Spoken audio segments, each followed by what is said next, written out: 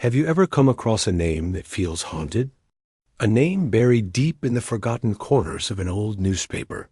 One that makes you pause, not because you know it, but because you feel it?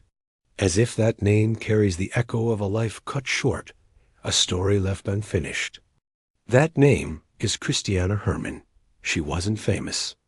She wasn't powerful. She was an ordinary woman living an ordinary life until one day she simply vanished. No headlines, no suspects, no answers, just silence.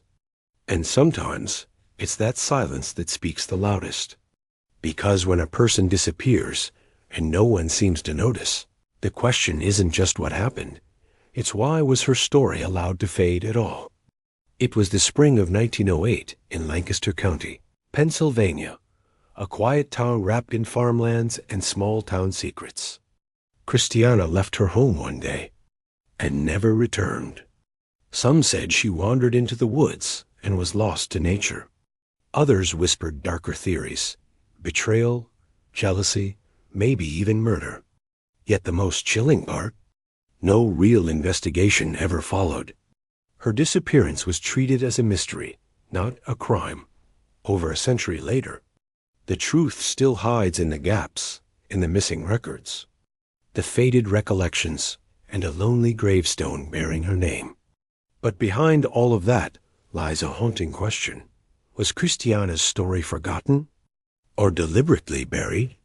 Tonight, we'll step into the shadows of her final days, piecing together the fragments of a life that ended too soon, and a mystery that refuses to rest. This is not just another unsolved case. This is a story of silence, of injustice, and of a name that still whispers through time: Christiana Herman.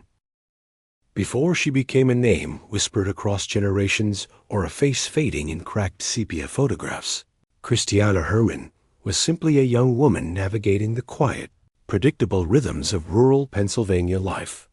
She lived in a small farming township just outside Lancaster County, an area known for its rolling hills, tight-knit communities, and a slow pace that seemed untouched by the chaos of the world beyond. If you had passed her on the dusty main road sometime around 1907 or 1908, you might not have looked twice. Christiana wasn't one to demand attention, but for those who knew her, she was unforgettable. A slender girl with chestnut hair, often tied back with a ribbon, and soft, downturned eyes that seemed to carry a thoughtful quietness. She walked with the kind of grace that came from long hours on her feet, helping her mother with housework, tending to the vegetable patch behind their home, or making deliveries for the church ladies' committee on Sunday afternoons. Christiana was just shy of 20 when she vanished.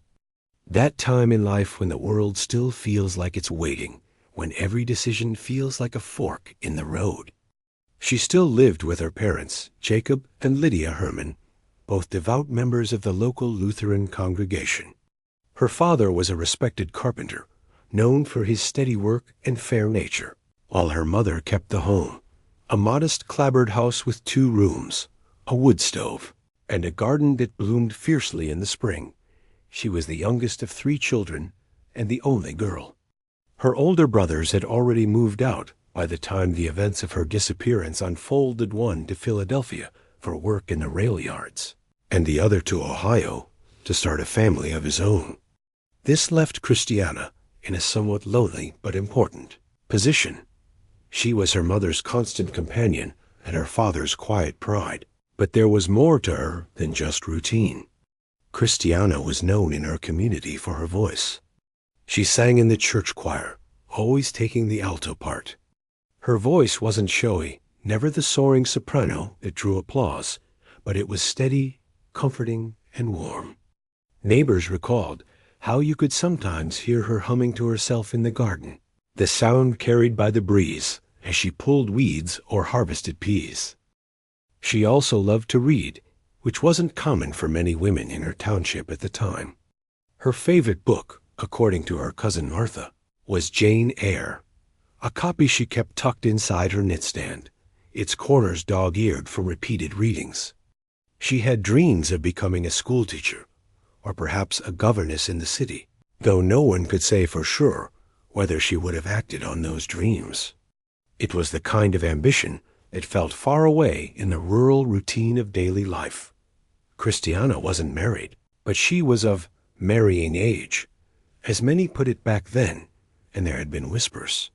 One name, in particular, kept coming up in old journals and neighbor recollections: Thomas Keller, a young farmhand who lived just a few miles away and worked part-time on her father's land. He was handsome in a rough, unpolished way, and he often stayed late after chores to share a meal with the Hermans. Some neighbors swore they saw the two walking together on Sunday afternoons, near the river that carved a slow path through the fields. But others insisted nothing serious ever came of it. Whether it was courtship or friendship is still unclear. Still, these details matter, not because they provide answers, but because they make her feel real.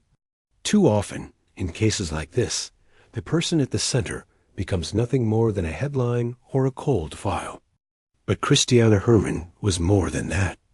She was someone's daughter, someone's sister, a girl with a life filled with small joys and quiet routines, with chores to finish and books to read and songs to sing.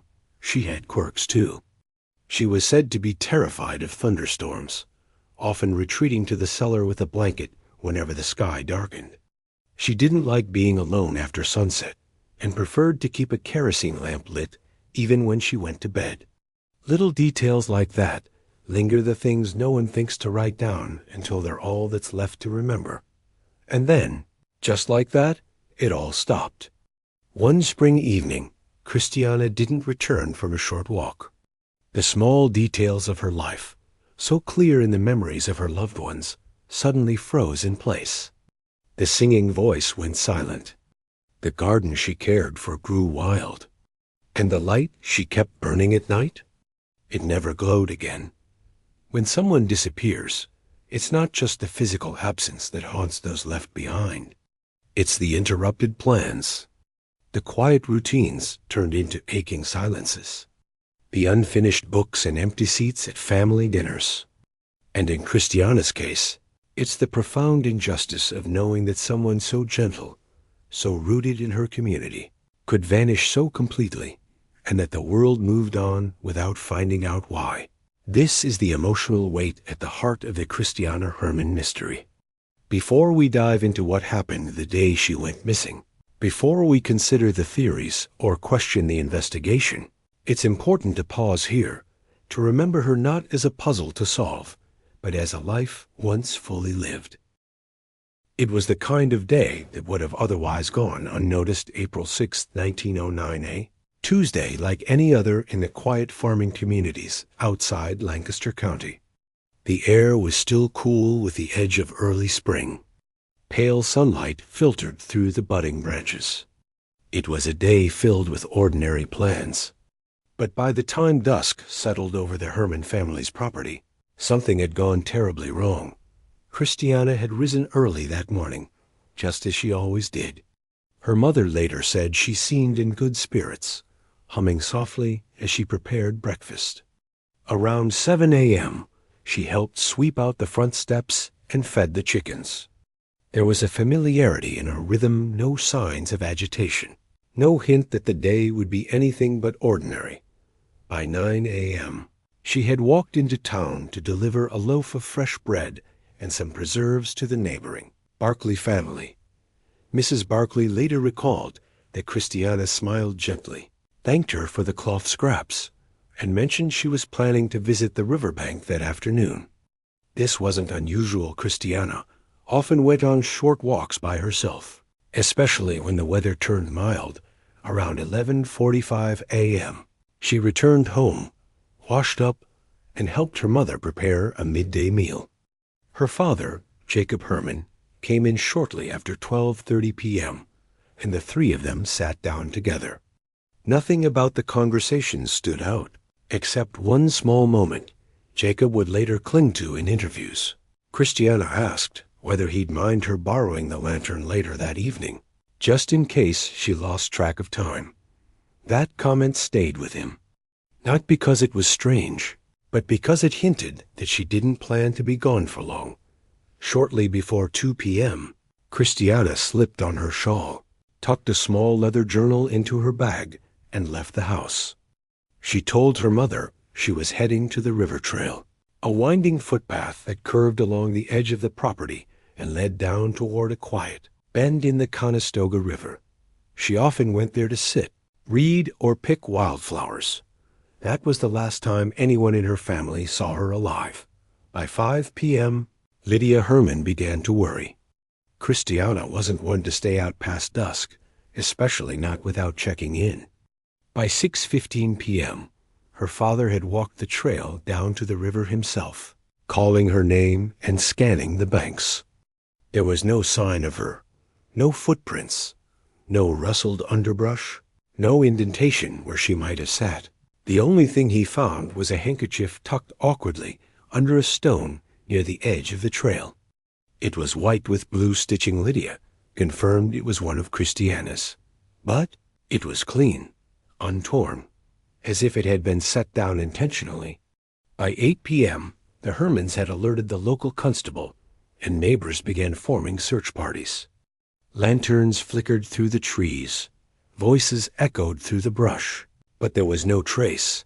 No scream had been heard. No signs of a struggle. It was as if the earth had simply swallowed her whole. One of the strangest parts of the day came from Martha Keller, Thomas's younger sister.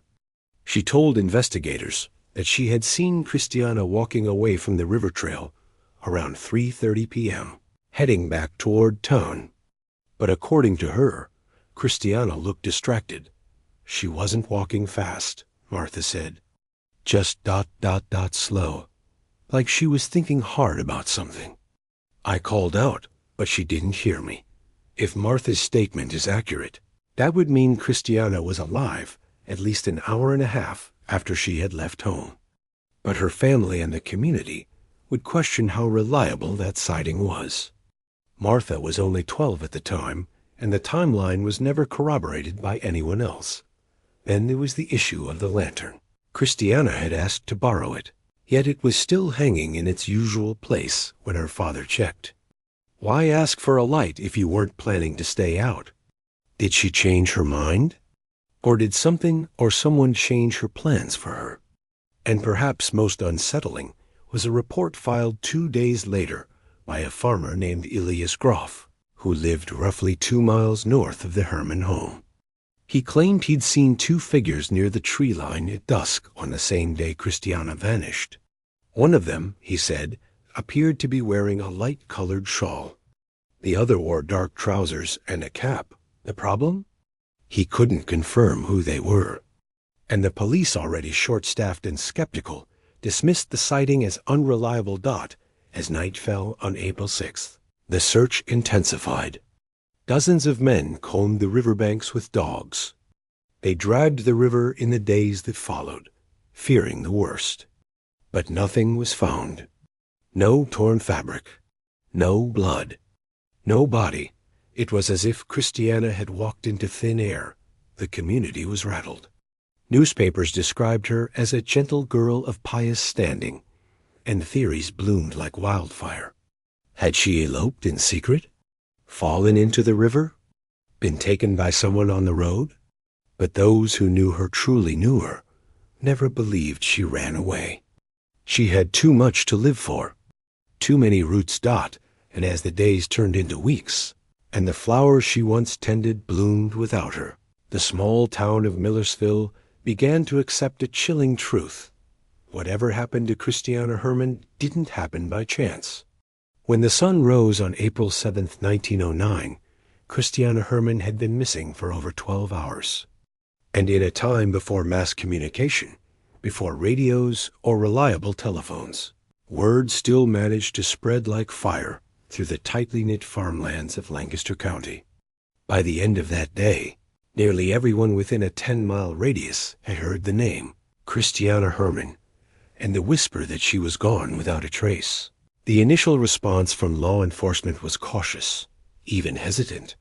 Sheriff Eli Zimmerman, a man known more for mediating neighborly disputes and solving missing persons cases, arrived at the Herman home mid-morning. At first, he questioned whether Christiana had simply run off. But Lydia and Jacob Herman insisted that was impossible. Their daughter had been content. She wasn't troubled or reckless. She was the kind of girl who left notes if she were going to be late. And she never stayed out after dark. Reluctantly, Zimmerman initiated a formal investigation. The river trail was cordoned off. Men on horseback combed the surrounding hills. Neighbors were asked to stay off the paths. A small room in the township hall was converted into a makeshift operations center. Still, there were no clear leads. Over the next few days, authorities interviewed nearly everyone who had seen Christiana on April 6th. Martha Keller, the 12-year-old girl who claimed to have seen Christiana walking near the woods at 3:30 p.m., was questioned repeatedly. She stuck to her story, though her details fluctuated. One time she said Christiana was holding something. Another time, she said her hands were empty. Investigators weren't sure whether to take her testimony seriously or if her memory was simply being reshaped by everything she'd overheard from the adults around her. Thomas Keller, Christiana's fiancé, was also questioned gently at first. He had a firm alibi. He was working with his father on a shipment of grain, and 3 workers confirmed his presence at the barn at entire afternoon. Still, many found his behavior strange. He was quiet, subdued. Some even said he seemed numb. But perhaps more troubling was the way he avoided Christiana's family in the days after her disappearance. He didn't visit the Herman home. He didn't join the search parties. And when asked whether he thought she might have been taken, he replied, "If she didn't want to be found, she wouldn't be." That sentence lingered in the minds of many. The most tangible piece of evidence recovered during those early days was the handkerchief found by Jacob Herman clean, carefully folded, and partially tucked beneath a stone along the trail. Investigators took it in as evidence, but there was little they could do with it. In 1909, forensic science was still in its infancy. There were no fingerprint databases, no DNA testing, no way to determine whether the cloth had been handled by someone other than Christiana. A small impression in the dirt, possibly from a heel or boot, was also discovered a few feet away. But it was dismissed quickly. Too trampled. Too inconclusive. No clothing was found. No bag, no journal. The leather-bound book she was seen carrying was never recovered, even after weeks of searching the riverbanks and surrounding forest.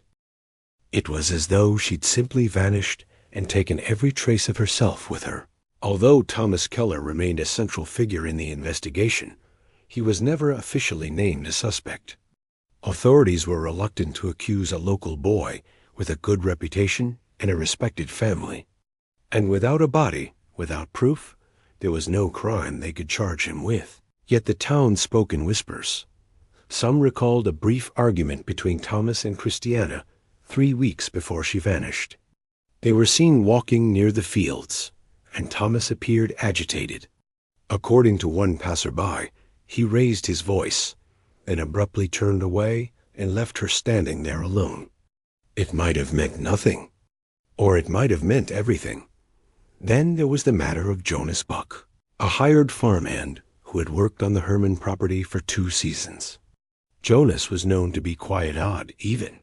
He was in his late 20s, unmarried, and often kept to himself. Rumors swirled that he had once been reprimanded for watching Christiana a little too closely. Though nothing had ever come of it, Jonas was questioned but released. He claimed to have been in Quarryville that day, delivering feed. No one confirmed it, but no one disproved it either. And finally, there was Reverend Abel Kramer, a firebrand preacher who had once publicly rebuked Christiana for attending a secular poetry reading in town. He believed her spirit was too impressionable for worldly temptation. While his involvement seems unlikely, the mention of his name in town papers led to a bizarre flood of letters from spiritualists and clairvoyants, claiming they had seen visions of Christiana. Some described her near a waterfall. Others said she was buried beneath the roots of a birch tree. One claimed she had crossed the veil willingly. None of the visions led anywhere. The Lancaster Intelligencer Journal was the first paper to pick up the story, publishing a brief article on April 8th under the headline, "Young Woman Vanishes Near River Path." Within days, the story spread to Philadelphia and beyond. The case took on a life of its own, becoming one of those haunting curiosities that towns can't quite let go of. Colonists speculated wildly. Some suggested she had been kidnapped by vagrants. Others posited that she may have drowned, though no body was found and the river was shallow at that bend. A few questioned whether Christiana had a secret life, perhaps even another lover. These theories, while sensational, only deepened the confusion. Public opinion fractured. Some believed Christiana had been taken, possibly murdered. Others whispered she had run away from an impending marriage she didn't want. And still others thought she had wandered off in a moment of mental distress, perhaps never intending to return. But for her family, none of those stories felt true. She would have told us, Lydia Herman said quietly in one interview. Whatever it was, she would have come home. Over the weeks that followed, the investigation began to stall. Leads grew cold. Theories tangled. And mistakes began to mount. One such moment came when a traveling salesman was briefly detained after being spotted near the river trail the day Christiana vanished. He was carrying a leather bag that resembled the one Christiana had owned. Police questioned him for hours before discovering that the bag was filled with fabric samples. He was released, furious. Then came the bottle incident. A fisherman reported finding a corked glass bottle near the river's edge, containing a scrap of paper with the words, "I am not far." Authorities investigated, but handwriting analysis was inconclusive. It could have been a cruel hoax, or it could have been her voice, trying to reach them. No follow-up ever explained where the bottle came from or who placed it there. Finally, frustration with the investigation boiled over in mid-May, when a group of local women organized a silent vigil at the riverbank, holding lanterns at dusk in honor of Christiana. It wasn't just a memorial, it was a protest. A soft, flickering condemnation of how the authorities had failed to protect one of their own. After that, interest in the case began to wane. Sheriff Zimmerman stepped back from the investigation quietly, and no replacement was appointed. The trail had gone cold. The headlines faded, and Christiana Herman's name slowly began to sink into the soil of forgotten history. But for those who knew her, and for those who still walk those same woods, the echoes remain.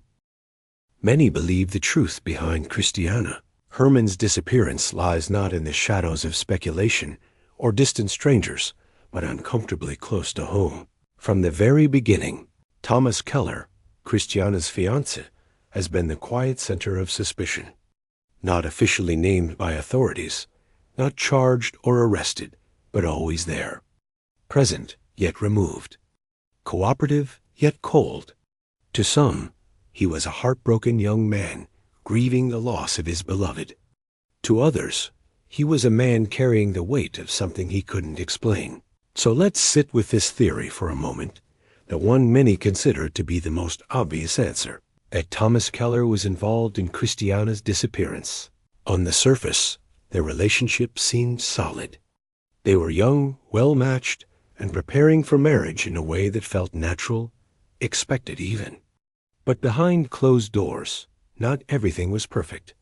According to several friends of Christiana, she had expressed private doubts about her future with Thomas.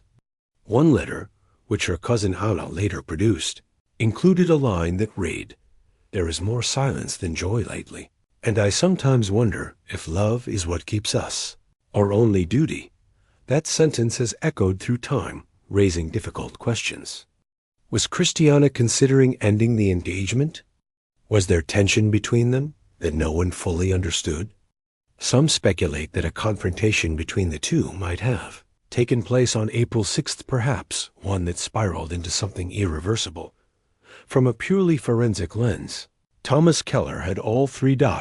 If Christiana was planning to break off the engagement, it could have caused emotional devastation or humiliation for Thomas. In a small town like Strasbourg, such a public rejection could damage not only pride, but reputation. Could he have lashed out in a moment of desperation? Means, Thomas was a strong man, accustomed to physical labor. If there had been an altercation along the river trail, it wouldn't have taken much to overpower her, especially in a remote area with no one around. Opportunity. His alibi, while corroborated by 3 others, has been questioned over time. It was based entirely on eyewitness memory. No records, no hard timestamps. And there was a 30-minute window between 2:45 p.m. and 3:15 p.m. when his whereabouts were unaccounted for. Long enough, some argue, to intercept Christiana on the trail and ensure she was never seen again. One detail that fuels this theory is Thomas's behavior after the disappearance. He never joined the search parties, even when invited by Christiana's father. He never spoke publicly about her, never wrote a letter, made a plea, or showed signs of the desperation that defined everyone else in her life. He attended one prayer vigil, stood at the back, and left before it ended. To many in the town, that silence spoke louder than any denial. But there's something that doesn't quite add up. If Thomas Keller had something to hide, why stay in town? Why not leave, vanish, start over somewhere far from the constant eyes and questions? He didn't. He remained in Strasbourg, continued working at his father's farm, and eventually married a local woman 3 years later. He had children, joined the church council, and lived a quiet life until his death in 1952. Could a man guilty of such a crime truly live out his days without unraveling? There's also the matter of evidence, or the complete lack of it. No blood, no torn fabric, no fingerprints, no confirmed sightings. Even the most skilled criminal would likely leave behind some trace. Yet nothing was ever found. Some believe this points to a more elaborate cover-up. Others say it points to his innocence. And then there's the question of the handkerchief found tucked under a stone, just off the trail. It was clean, folded, undisturbed. That small detail has always felt strange. If Christiana had been attacked, why would her handkerchief be placed so delicately? Could it have been planted? Or was it a message? In many ways, Thomas Keller became the comfortable suspect, the person everyone could point to when the silence grew unbearable. It gave shape to their fear, a story they could almost believe, but there's danger in that comfort, because if Thomas didn't do it, then someone else did, and they were never caught, never named, never even seen. And that idea? That's far more unsettling. If the first theory feels too close for comfort, the second may feel too distant to believe. And yet, as we retrace the strange and unresolved details of Christiana Herman's disappearance, it's hard not to wonder, was something else at play? Something unseen? Among those who have studied the case in more recent years, some point to a chilling possibility, that Christiana never left the trail at all, that she vanished not because someone took her, but because something happened there that no one could explain. It sounds strange, even surreal. But let's look at the facts again slowly. Christiana was last seen by Martha Bell around 2:30 p.m., just as she passed the outskirts of town near the Sycamore Grove. That part of the trail was familiar to everyone in Strasbourg. It led gently toward the river, curved past a stone wall, and met a small clearing where many young women walked alone without concern. Martha's statement was confident. She saw Christiana, recognized the red ribbon in her hair, and even waved. Christiana waved back, but here's where things become unsettling. The next 300 feet of that trail were completely visible from the mill road, which sat elevated above the embankment. That afternoon, 4 different people were walking or traveling along that road between 2:30 and 3 o'clock. All of them said the same thing. They saw no one on the trail below. How could Christiana have simply vanished in a matter of seconds without sound, struggle, or trace? There's also the handkerchief. It was found 2 days later, about 20 yards from where Christiana was last seen, folded, pressed flat under a small rounded stone. Clean, not weather-worn. It had rained lightly the night after her disappearance, and yet the cloth was dry. Some believe it was placed there after the rain. But by whom? And why? No prints. No scuffs in the dirt. No tracks. It almost feels like a marker left not in panic or haste, but in deliberate silence.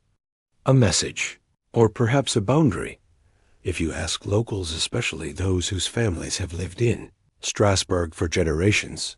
There are quiet stories passed down, unspoken rules. One of them is this: you don't walk past the stone wall at dusk. No one really knows where that idea started, but it lingers like something half-remembered. An echo of old warnings. Some suggest it ties back to Lenape legends, tales of river spirits, thin places, and trails that led to nowhere. In 1890, a local historian named Walter Durney collected regional folklore and mentioned an old path called the Whispering Walk, a route women were warned not to take alone during certain times of the year. It's unclear whether this trail was the same, but the geography is eerily similar. Could it be possible that something about the land itself holds secrets older than the town? It's not a theory based on fingerprints or timelines. But when logic fails to explain absence, we're left with emptiness. And in that emptiness, imagination often steps in. Another unsettling fact. Thomas Keller's 30-minute gap. We talked about it earlier in the context of suspicion. But what if he didn't hurt Christiana? What if he never saw her? He was supposed to meet her along the trail. Yet he later told investigators that he never found her. He assumed she had taken another path, or changed her mind. That might seem like a simple miscommunication, but it raises a quiet question. What if Christiana was never there to meet him because she was already gone? Gone in a way we don't quite understand. Most crimes follow patterns: rage, jealousy, opportunity. Most missing person cases reveal some trace, eventually. A shoe, a hair, a mistake. But this case? It's as if Christiana Herman was erased. Completely. No sign of struggle. No body. No suspects who confessed or fled. No answers, only silence. And that silence, to some, is more terrifying than any human violence, because it suggests that whatever took Christiana did so without noise, without reason, without warning. Now, we're not saying something supernatural happened on that trail. But when we lay out the facts, the timing, the gaps, the strange condition of the handkerchief, the complete lack of physical evidence, it becomes harder to hold on to the belief that this was just a simple, explainable crime. Could it be possible that Christiana's story isn't one of murder, but one of disappearance into something we can't fully see? There's no proof. Only possibilities. And that's often where the most haunting mysteries live, not in the horror of what we know, but in the silence of what we never will. It didn't happen all at once. Cases like Christiana Herman's don't slam shut with a dramatic gavel or a final, decisive clue. They dissolve, quietly, moment by moment, lead by lead, until all that remains is silence and speculation. By late October 896, barely 6 weeks after Christiana vanished, the search had slowed to a crawl. What had begun as a frantic community-wide effort, with posters, prayers, and men combing the fields for hours, gradually turned into hushed dinners and wary glances.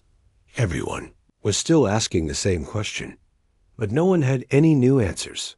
Police, if we can even call them that by today's standards, had precious little to work with.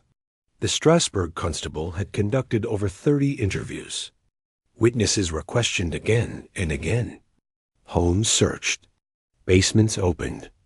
The river was dredged twice. Still, there was no body. No signs of struggle. No confirmed sightings after 2:30 p.m. on the day she disappeared. The handkerchief, the only trace of her presence, told them nothing. There were rumors. Of course, one man claimed to have seen a stranger boarding a freight train near the outskirts of town that evening. Another swore he saw a woman in a red ribbon at a tavern in Lancaster days later. Neither claim was ever verified. Both leads fizzled out like mist in the morning sun. By Thanksgiving, the investigation had stalled completely.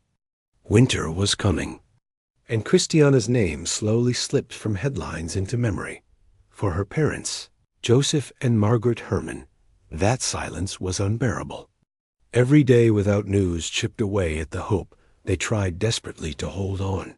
To Dot, her mother stopped attending church. Dot, her father stopped answering questions. At one point, Margaret was seen leaving a basket of warm bread at the trailhead where Christiana had last been seen. Just in case, she whispered, someone was out there. Someone who might return her daughter. It wasn't just the town that felt haunted. It was the people themselves. Because how do you grieve a person who hasn't been found? How do you bury someone without a body? Time offers no roadmap for that kind of grief. By 1901, the Herman family had quietly moved to Harrisburg. The case was officially marked inactive, but unofficially, it never left the minds of those who lived through it, especially not the young women of Strasbourg. For decades, mothers warned daughters not to walk alone. Some townsfolk continued to leave flowers near the stone wall on the trail where Christiana was last seen. A few teenagers turned the legend into something else entirely, a ghost story whispered at sleepovers. But to those who loved her, it was no legend. It was a wound, and that wound never healed, Dot, then. In 1928, over 30 years after Christiana disappeared, something strange happened. An anonymous letter was delivered to the Strasbourg Gazette. It was handwritten, postmarked from Harrisburg, and signed only with the initials TK in it. The writer confessed to holding something back about a young woman who vanished in 1896. He claimed he was supposed to meet her that day, but never did. That he knew more than he admitted, but had feared what it would do to his family. Was it Thomas Keller? We'll never know. No one could confirm the letter's authenticity, and no follow-up was ever received. But for some, it reawakened that quiet suspicion that maybe someone had known all along and chose silence. Today, the trail where Christiana walked still exists, though much of it has been reclaimed by woods and weeds. The stone wall is still there, worn and cracked. If you didn't know its story, you might pass it without a second thought. There is no official memorial, no plaque, just a void where a young life once was. A reminder that some stories don't resolve. The trail didn't end with a body, a trial, or even a clear suspect. That it ended with an absence. And that's what makes it linger. What happened to Christiana Herman that September afternoon? Did someone she knew betray her? Was it a crime of passion? A moment of jealousy or rage? Or was it something more obscure, an accident covered up, a secret buried? Or did she simply disappear? In the truest, most haunting sense of the word. Thank you for spending this time with us. Reflecting on the story of Christiana Herman, cases like these are never easy to sit with. They raise more questions than answers, and they leave behind a kind of quiet echo that stays long after the final detail has been shared. If you've ever heard of Christiana's case, or if you live near where this story took place, we'd be honored to hear your thoughts in the comments. Sometimes it's in the small recollections and shared memories that we find clarity, or at least connection. If you appreciate true crime that focuses on forgotten stories, haunting mysteries, and unresolved histories, we invite you to subscribe. This channel is dedicated to telling these stories with care, depth, and respect, because not every case is loud, but that doesn't mean it should be forgotten. Until next time, stay safe, stay thoughtful, and remember, sometimes the most chilling stories are the ones that are never solved.